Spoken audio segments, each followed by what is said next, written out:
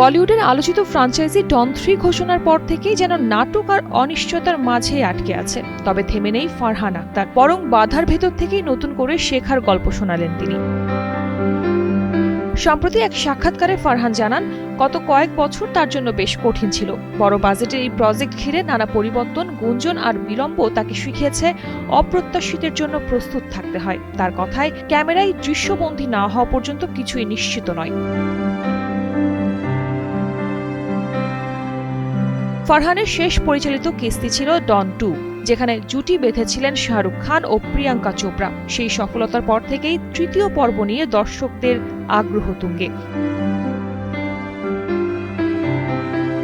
Extreme মশার coil plant fibre দিয়ে তৈরি, তাই সহজে ভাঙে না, সুগন্ধিযুক্ত ও নিরবিচ্ছিন্নভাবে জ্বলে। ডেঙ্গু, চিকুনগুনিয়া বাহি সহ যে কোনো মশার বিরুদ্ধে দেয় এক্সট্রিম সুরক্ষা।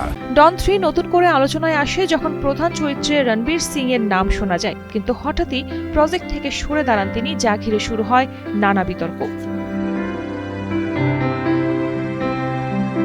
শোনা যায় স্ক্রিপ্ট নিয়ে অসন্তুষ্ট ছিলেন রণবীর, এমনকি ঋতিক রোশনকেও নেওয়ার গুঞ্জনও ছড়ায়। তবে ঋতিক নিজেই পরে স্পষ্ট করে দেন, তাকে কখনোই এই ছবির জন্য প্রস্তাব দেয়া হয়নি।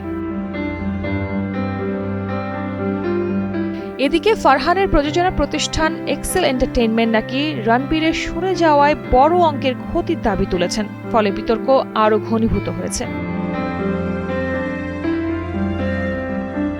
সব বাধা সত্ত্বেও ফারহান এখনও আশাবাদী। তার মতে, ডন 3 এমন এক গল্প, সময় যতই লাগুক না কেন তিনি তা পর্দায় আনতেই চান। শালীন সুমি, কালের কণ্ঠ।